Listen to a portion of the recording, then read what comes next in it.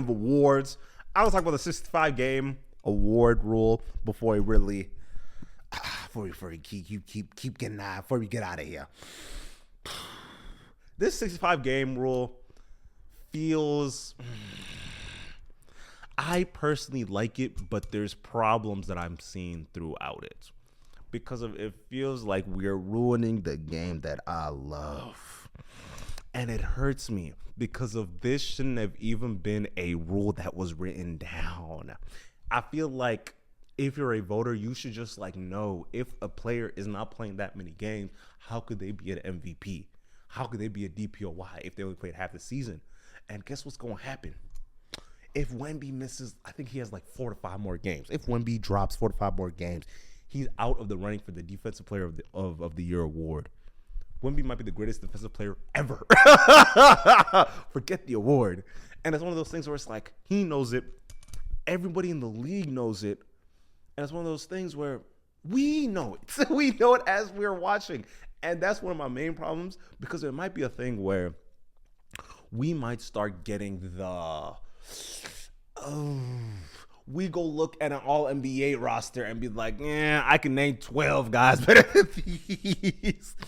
And I don't know how accurate that statement is, but it's just worrisome when we are seeing more players get injured. And not even to mention, it feels as if more players are sticking with their pact and they are continuously playing a certain amount of games. But my problem is when awards are connected to financial incentives, because I feel like that's how we get cases like what's a good example? What's the one that comes to mind?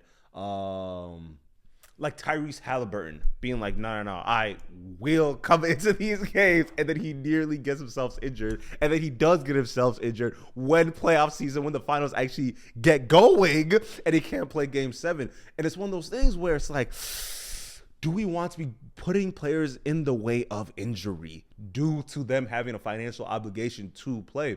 But then there's the conversation of, well, should a worker get paid 100% of their contract when they're only working 60% of the time? And it's like, yeah, I get it. I feel like I could definitely see where the I don't give no damn comes from. Because if you're going to sit here and tell me you are just going to like call into work 7 games, and I feel like this all stems from Zaza Pachulia. When it comes to dirty players, was Zaza a dirty player? Hold up the conversation. Solomon Hill, we'll have that conversation, but that's a whole other conversation. But just sitting on Zaza Pachulia real quick, where he puts his feet right under Kawhi Leonard's landing space, and then he goes and like, I'm not gonna say he begins his saga of having brittle bones after that one injury, but it seems a little cause and effecty. That's the best way I'll put it.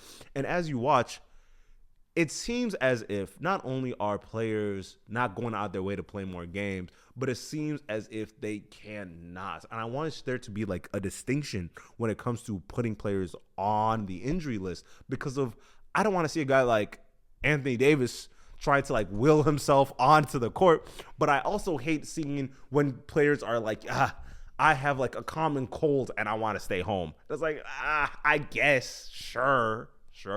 But I paid my, what is it, $1,000 ticket to watch you come play, and you're just like gonna stay home because of like your knee kind of hurts, but not like really hurts. But it's like, is this coach lying on the scouting report?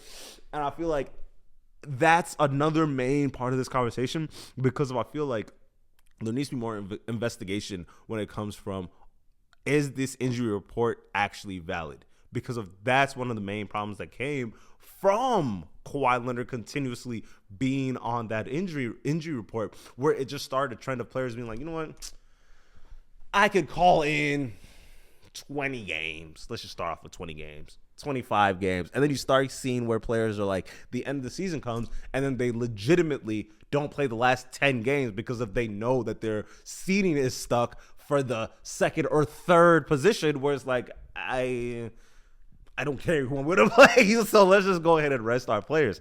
And that's a whole nother problem. And it just makes you sad, because it feels as if that the game is going to be muddied the longer that stuff like this continues, because of if you have multiple seasons of all-stars that you just look and you're like, I don't know. It doesn't ring the same. And this year could be a pretty, I'm not going to say an awkward example, because there's going to be a lot of brand new all-stars, which I will say, one, I'm very excited for a Jalen Duren all-star or a Michael Porter Jr. all-star. Real quick, can I mention Michael Porter Jr.? You are a funny guy. Even going beyond all the podcast thing and all the saying the most heinous things for just no reason at all. Get it? Partying with random streamers. I understand the lifestyle, but the fact that you're able to stay focused enough to make sure that you keep your, 25, 26 points a game, hilarious. And honestly, I feel like we need to talk about players that when they come to the league, they want to come into the league as a way to have a magnificent life, instead of always drilling down the idea that folks are trying to hoop for the championships and the winning and all of that nature. It's like, nah. There's definitely folks out here just trying to catch themselves a check and go on to their day. Ugh. But back to the 65.